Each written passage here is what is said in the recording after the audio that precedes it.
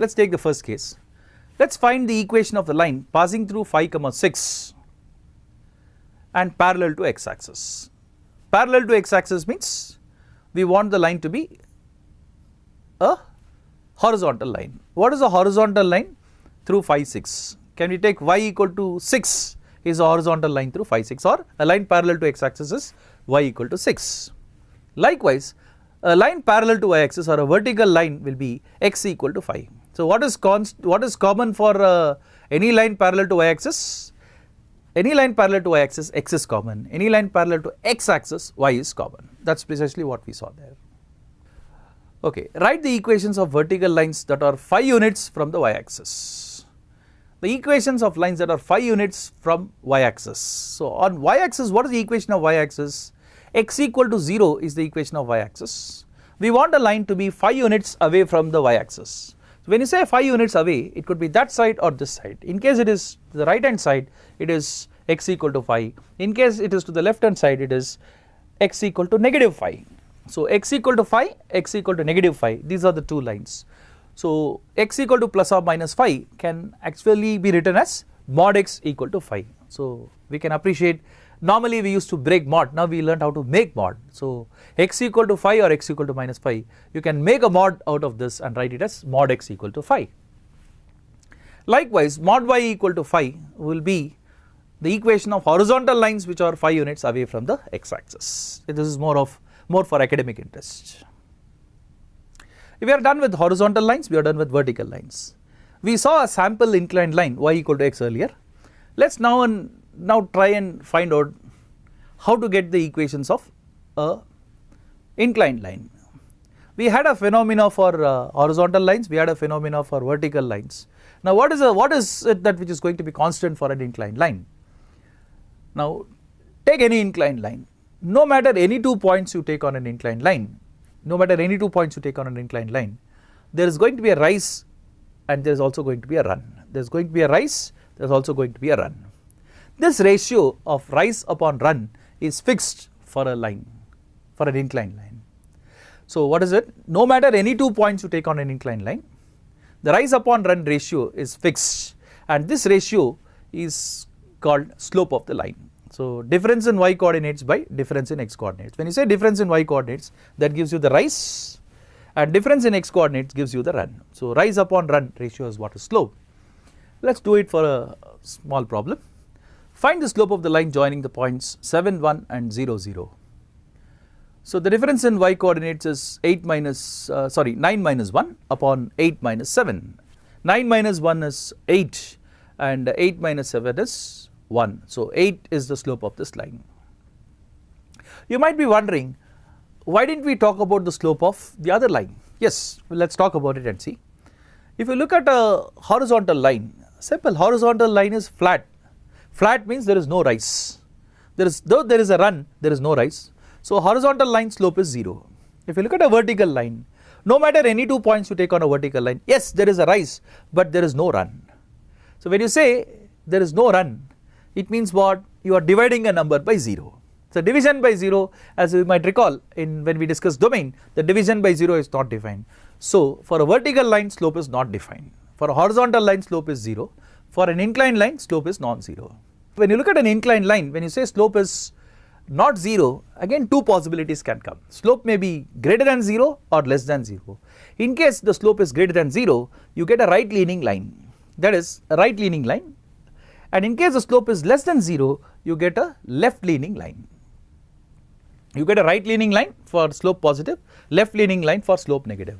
Just as we have a proverb in English, face is the index of man, likewise slope is the index of the line.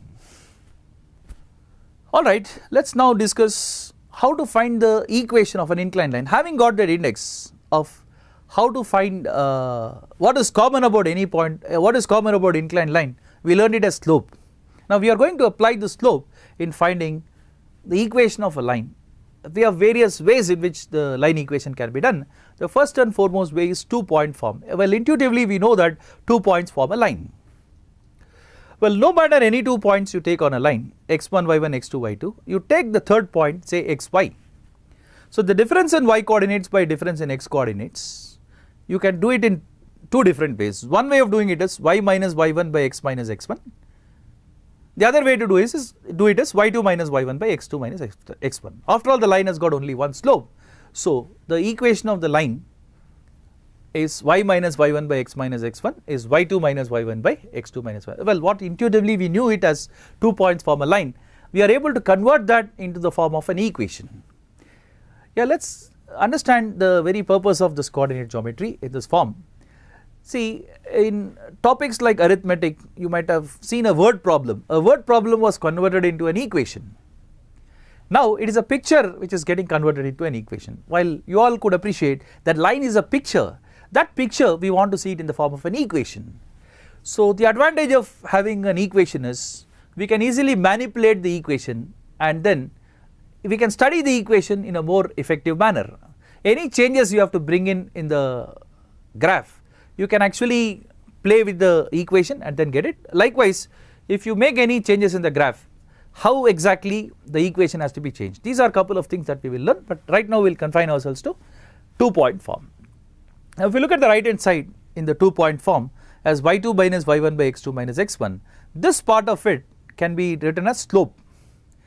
Now we can write the same 2-point form by noting that y2 minus y1 by x2 minus x1 is m. We can write it as y minus y1 by x minus x1 equal to m, or if you transfer that x minus x1 to the other side, y minus y1 equals m into x minus x1 is point slope form. So if you know 2 points, you can write the equation of the line. Likewise, if you know 1 point and slope, you can still find the equation of the line. The equation of the line is y minus y1 equals m into x minus x1. Next, a double intercept form. This double intercept form is, if you know where the line is hitting the x-axis and where the line is hitting the y-axis, that is, let's say it's hitting at a and b, so you can write the equation in double intercept form as x by a plus y by b equals 1. That's the double intercept form. If you rearrange all these terms, you get ax plus by plus c is 0. So you understand that if you have to put it in the standard form, this is what, see, generally speaking, a line equation is made of what? Some x term, some y term and some constant term. Put all this in an organized manner, well, that is what is general form of a line. In all these forms, you see that the relationship between x and y is implicit, or it's implied, or it's tacit. We want to make this explicit. That is where we have another form called as y equal to mx plus c. Now this y equal to mx plus c is what is the explicit form. Let's do one thing. Let's take an equation. Let's find the equation of a line which passes through the 2 points. Let's put this equation in the various forms. Suppose 7, 4, 9, 7 are the 2 points. We would like to find the equation of the line joining these 2 points in various forms. The first of the forms is y minus y1 by x minus x1 is y2 minus y1 by x2 minus x1. Yeah. So y minus 4 by x minus 7 is 7 minus 4 by 9 minus 7. So this is the 2-point form. Of course, we can simplify this just to illustrate the 2-point form in its original form. We have left it like that. Let's take point slope form, assuming that the slope is say 3 by 2 for this. So y minus 4 equals 3 by 2 into x minus 7 would be the point slope form for this. Let's now look at graphs and their generation. Let's see how to plot the graph. And we need not go for an actual graph paper. A rough plot is what is required. There will be some questions where this rough plot is required. For example, we want to plot this y equal to x, the line y equal to x. Okay, you can easily guess 2 points on y equal to x. A very simple point that you can guess is 0, 0. The other is 1, 1. As you could see in the graph. So given 2 points, you all know that a line is ready. Look, that line is ready. As we already mentioned, the most prominent line after the x-axis and y-axis is this line y equal to x. You can also appreciate one thing, that when x is positive, y is positive. That means the graph is in first quadrant. When x is negative, y is also negative. The graph is in third quadrant. So this is also a point to be noted. For subsequent discussions, the presence of the graph in the quadrant will help us in a big way. Let's check out one more example. Suppose we want to draw the graph of y equal to negative x. When you say y equal to negative x, it's pretty simple. The x and y should be of opposite signs. Now in which quadrant do you find opposite signs? It's in the second and the fourth quadrants where you find that x and y are of opposite signs. You can easily guess 0, 0 as 1 point and negative 1, 1 as another point. So 2 points are enough to have a line. So that is the line y equal to negative x for you. So let us look at the third one, f of x equals mod x. Suppose we want to plot this graph of mod x. So mod x by definition, modulus of x is basically magnitude of a number. We all know that the magnitude of a number is positive always. If a number is positive, the number itself is magnitude, that is what it says. Mod x is x if x is positive. Modulus of 0 is 0.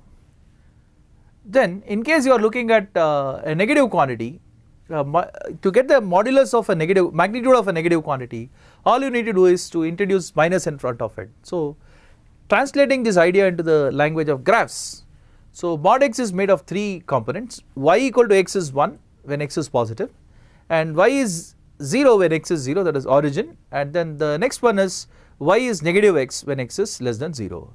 Well, we are already aware of y equal to x, we are also aware of y equal to minus x, negative x. Y equal to x, we know it it's in first quadrant, as you can see that one part of the V, and y equal to negative x is the other part of the V. The sharp point where these two meet is 0 0, that is where the graph takes a minimum point. So we all know that modulus of x is always non-negative. In fact, we take this opportunity to present what is range. Range, as we said, is heights and depths. You could see this mod x graph is only taking heights, no depths. So the range of this mod x graph is 0 to plus infinity. Okay, so this is another feature. The other interesting feature about this mod x is it is symmetric about the y axis. So whatever happens to the right of x axis, the same thing happens to the left of x axis. Likewise, whatever happens to the left of x axis, the same thing happens to the right of x axis. I'm sorry, whatever happens to the right of y axis, the same thing happens to the left of y axis. So f of minus x equals f of x for all x is the salient feature of this mod function.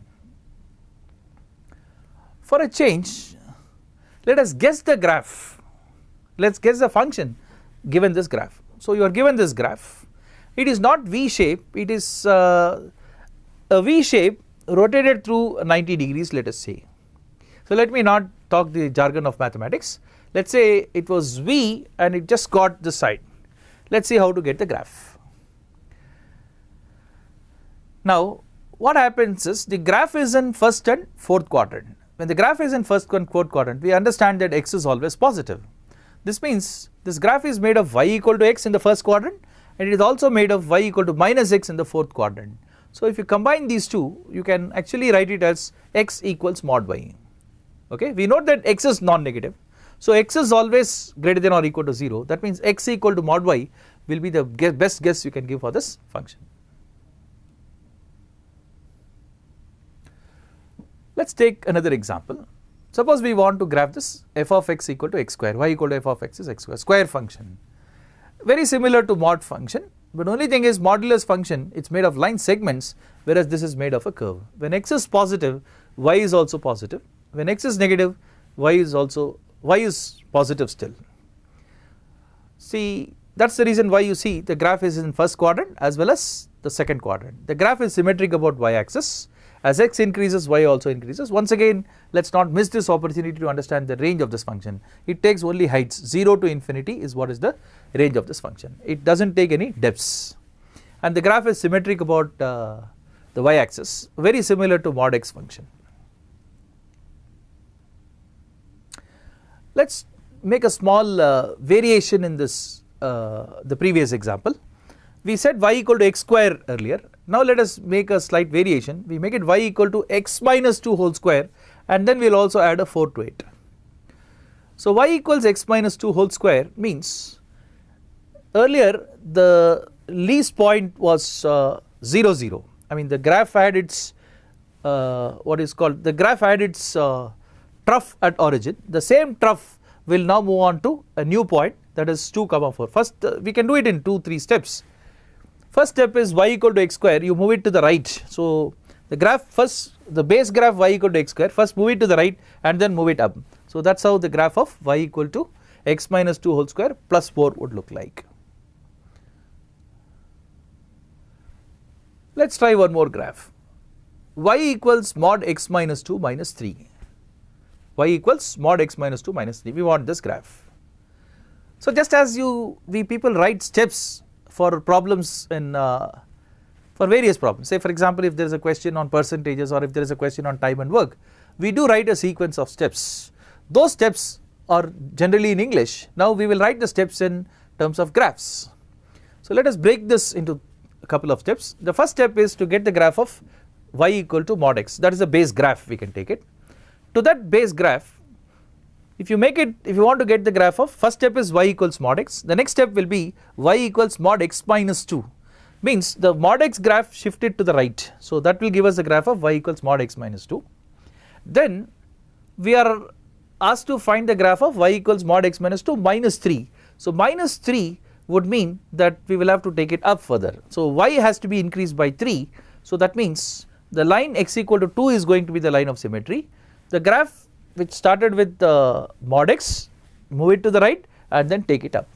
So y has got increased by 3. So we can do it as sequence of steps and get the, we start with the base graph, go step by step, introduce the components one by one and then get the final graph is how we plot this.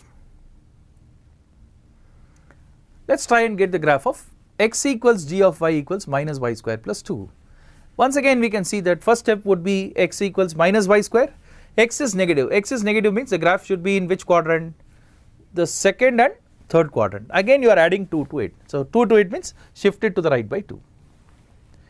So let us now move on to a couple of problems that we will try and find the solutions for. The first question, which of the following cannot be a value of mod 1 by x minus 2? Remember, which of the following cannot be a value of 1 by x minus 2 means we want to know which output does not come from this function. I repeat again, which output does not come from this function. We have various options, negative 2, negative 1, 0, 1 and 2.